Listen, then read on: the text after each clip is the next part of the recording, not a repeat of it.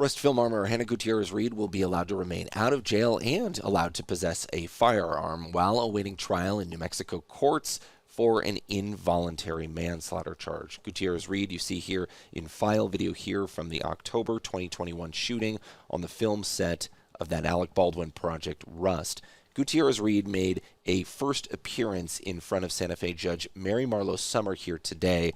Not too many significant things happened in this hearing, which was basically 10 minutes where the charges were read to her and a few other matters were decided. Gutierrez-Reed did not appear on camera. She didn't say anything. Her attorney, Jason Bowles, spoke for her. She did not enter a plea here either. She is facing an involuntary manslaughter charge for the October 2021 shooting death of cinematographer Helena Hutchins. Hutchins was killed on the set of the Alec Baldwin project Rust, where Baldwin was handling a gun that fired and killed Hutchins. That gun was the responsibility, ultimately, of Gutierrez-Reed as the film's weapons chief or armorer. So up next, what is happening here in this case? Well, a judge is expected to set a status conference that'll likely be before or sometime maybe shortly after two bigger things. One decision is whether or not the special prosecutor on the case, Andrea Reeb, should be thrown off of that prosecution team. That has been filed in a motion from Alec Baldwin. The second thing happening here, a preliminary hearing, that will be in person in the case, essentially where attorneys will argue if there is enough evidence to take the case to trial.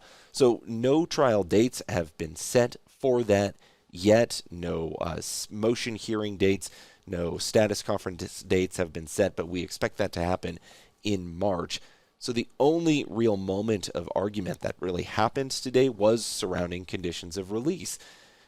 Hannah Gutierrez-Reed's attorney made an argument for her to continue possessing a firearm at home for self-protection.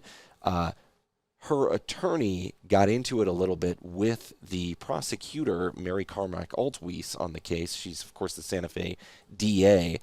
Mary Carmack Altwies said that this case came about from, quote, sloppy mishandling of firearms and guns, was something Jason Bowles, Gutierrez-Reed's attorney, adamantly opposed. The judge, Mary Marlowe Summer, ultimately allowed Gutierrez-Reed to continue possessing a weapon at home.